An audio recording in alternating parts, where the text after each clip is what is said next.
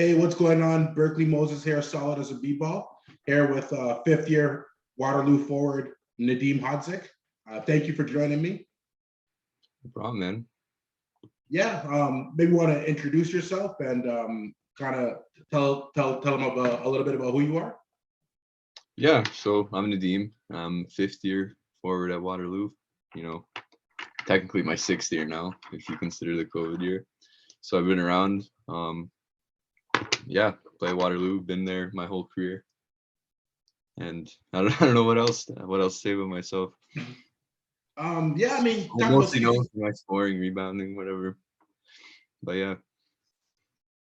Yeah, you talk about 6 years in Waterloo. I mean, you've kind of a staple in the community at this time. I mean, they don't have their own professional basketball team, so they kind of adapt the two teams as part of their own. What's your experience in the community been like over the past 6 years as a member of the kind of like a representative of the city? It's been good, man. You know, like I've been recognized by like some people, like when I'm like at the grocery store or something, and like, you know, I'll stop and talk to them about basketball, how the season's going. Been in paper a few times too, so that's been good. But overall, it's been a good experience. You know, I grew up playing high school here too, so I think for some people, it's kind of like cool for them to see me progress through all these Yeah. years, from like being this high school player to now being like a pretty good university player. I think it's cool, and everyone's been like super nice about it and stuff. So That's good. Like a little like for our local celebrity, local yeah. well-known kind of thing. That's good. Yeah, it's good, especially in a small town. You know what I mean? You can kind of get that vibe. What was the transition like from from high school to university? The recruitment process. How did Waterloo end up landing you? I mean, that was what, 5 years ago now, but you know, we had a different coach back then too, but it was good. You know, they kept it basically like they kept it real in terms of Waterloo. Like, you know, they weren't that great back then, so obviously I knew I would have the opportunity to play a lot and develop. But at the same time, Waterloo is obviously a really good educational institution, so by going there, I would also be getting a really good education on top of playing basketball. And like I knew I had the coach's support too, because Troy was an assistant at the time, Yeah. and now he's head coach. So once I got into my program, I think it just made the most sense from a basketball and educational perspective. What is it that made you want to stay home and stay local? What is it about like playing basketball here and being around in the GT area? You know, like all my friends and family are here too, and then a lot of people I knew from the city as well. Um, I live like 5 minutes from campus too, so that was also really nice. You know, live at home, save some money. Yeah. Um, yeah, overall, even like the OUA itself, it's a good league. Like it's not like I'm playing bad basketball or anything. Like Yeah. we're playing high level players and stuff. So that was also one of the reasons why I just decided to stay here. You guys are doing a little bit better this year. It's been a bit of the first few years before the lockdown were a bit tough in terms of grabbing the wins. Did that ever affect you, or did it ever discourage you? Um, how did you find it to deal with those first couple years? It was tough. Like obviously, no one likes losing. I'm a pretty competitive guy too, so you know, like having like all those losses pile up through the years, like it kind of sucked. Um, but at the end of the day, like I love playing basketball, so Yeah. I think that's what got me through it, you know. And like I love the guys that I play with, Yeah. so like having going through it with like a good group of guys was nice and kept us all like on the same track. And then now this year, like when we're more successful, it just like feels better, you know. Yeah. Um, it's like I know we worked hard and stuff over the break, and then seeing like the results pay off, like it feels good. For sure. Yeah, you guys had win against a good Western team and win against a good Windsor team, and you're able to sweep the series at Sault Ste. Marie. So what's the energy been like? What's been different about this year? Is it some of the transfer guys you brought in, or some of the guys are developing within, or is it kind of a combination of those things? I think it's like a mix of all of that. So obviously our rookies are pretty solid. You know, they came in, they can contribute right away. Our transfer's been good. Kanayo, who starts for us, he's been really solid. And then obviously during the COVID year, guys had the chance to work on their games for a year.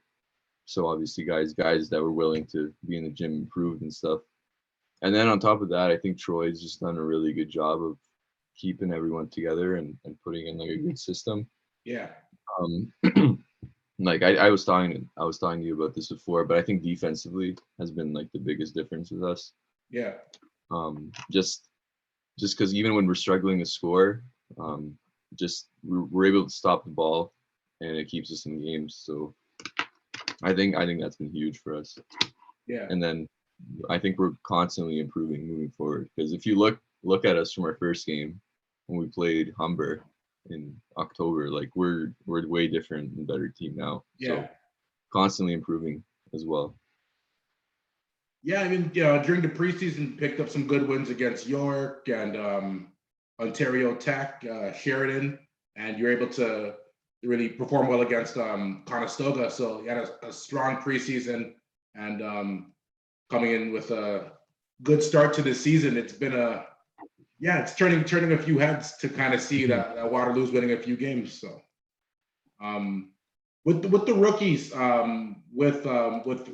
with Raf, have you kind of mentored him, or have you been a part of helping him with his transition into the game? Yeah, I think so. Yeah, like he's our starting point guard, right? And I'm involved in a lot of actions with him. So, you know, we're playing together in practice a ton, and you know, I'm talking to him, telling him tips and stuff on what he can do better, what he can improve on, stuff like that. But like it's not like I'm the only one like yelling at him or whatever. But like Yeah. I hope that like they can tell me stuff too. Like it's not just one sided. I think Sure. that's what I'm trying to go for, because I'm not perfect either, obviously. Yeah. But I just try to like give him tips based off stuff that I've seen in past years and stuff that he can get better on. So he's been really good. He's been taking it really well, and he's been playing good. So I'm happy. Some of the guys that played before you in the OUA and have kind of graduated, moved on now, playing professionally, like Cadre and JV come to mind, and a lot of the guys are playing in the CEBL now during the off season. Since you've got into the OUA, what have you felt about the growth of the league and guys doing more and expanding more and playing more, getting more opportunities outside of it? Yeah, I think the OU is a really good league. I don't think a lot of the guys, especially high school guys, like realize that. Yeah. Like how good like some of these players are. Yeah. And it makes sense, you know, like the growth of just professional basketball in general in Canada. I think what the CBL has done is really good.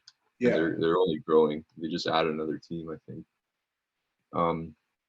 But yeah, like the professional growth, and then just seeing like these former OUA players playing, or not even OUA U Sports. Yeah. These U Sports players playing in these leagues, just it shows like how good overall like university basketball is in Canada. Yeah. Yeah, it's really expanding. You see guys playing all over the world now and playing on different national teams and doing quite a, and they're all U Sports names that we all know. Yeah. You know? So it's been good to see. As far as your plans, how do you balance it with it being your last year? So kind of focus on, I guess, getting your academic side and making sure that your career aspirations are good with maybe having opportunities in professional basketball. How have you been balancing the approach to it this year? I just kind of take it day by day almost, you know, just because I'm still doing a master's program. It's not easy, so you know I'm still have schoolwork and stuff I need to do. But I take it day by day. You know, I kind of have a routine. You know, I go in the gym usually every morning, get a workout in on court, and then depending on the day, I might lift some weights, and then you know go home, do my schoolwork, and then come back to school in the evening for practice. So yeah, mostly for me. It's been taking it day by day and just having a routine that I can go through all the time, and then I think it's helped me approach practices, games, and stuff better, just because I'm on top of everything. Yeah. I mean, with your position, I mean, being in a master's program and combining with the athletics, that's a lot of high school players and elementary school players. That's something that they definitely aspire to. What advice would you kind of give them of your approach and your discipline and the effort that it takes to accomplish that? The biggest thing is just you got to manage your time well. You know, um, it's busy. Like your days are pretty filled, but usually how I try to do it is that I'll work and do my school basketball stuff during the day, and then I want to like free up my evenings. So when I come home from practice or whatever, I don't have to do anything. So you know, that usually means like you can't slack off, no video Yeah, games, whatever you want to do, naps in the middle of the day, you know, you go yeah, do your work, get it done. And then once you're done, come back after practice at night, then you'll have free time to relax and stuff. That's how I've tried to do it. And it's been working out for me so far. that's good. Kind of end off on, I guess, a lighter note. Who's your favorite NBA player? I love Dennis Rodman, man. Yeah. Yeah. Wow. Undersized, you know, Yeah. great again rebounds. Mm, Kind of like, you know, I think if you're comparing players, I would do more offensively than him. yeah. But I liked him. I liked him a lot on the Bulls. Thought he's really important for them and the Yeah. Pistons. I can see that that comparison. I can kind of see where Mhm. you get that. It's funny. I've been watching kind of some kind of Bad Boy Pistons highlights over the last week. It's funny that you mentioned that. Yeah, just that whole team with like Bill Lambert and Mahorn and Rodman. Did you watch like any of those highlights, or have you watched like old sports highlights, or have you kind of? Yeah, like I've watched like old Dennis Rodman highlights and stuff when he played for the Pistons. Those guys were crazy. Yeah, Another guy I like too is Charles Barkley. yeah. Yeah. So those are older school guys. Do you like this kind of new form? I would say newer form of basketball. Do you think that the league is kind of, I don't want to use the word soft, but do you think it's kind of changed and turned into more of a finesse kind of league? Than like some of the guys you Yeah, mentioned, these are more, yeah, yeah, I think it has, but I think guys are getting more skilled, which is fine. Um, I don't like personally like what I kind of don't like about the NBA is just like the pace of the game, how much it's changed. I feel like too many guys just like put up threes. I okay, feel like there's not many good like big men anymore.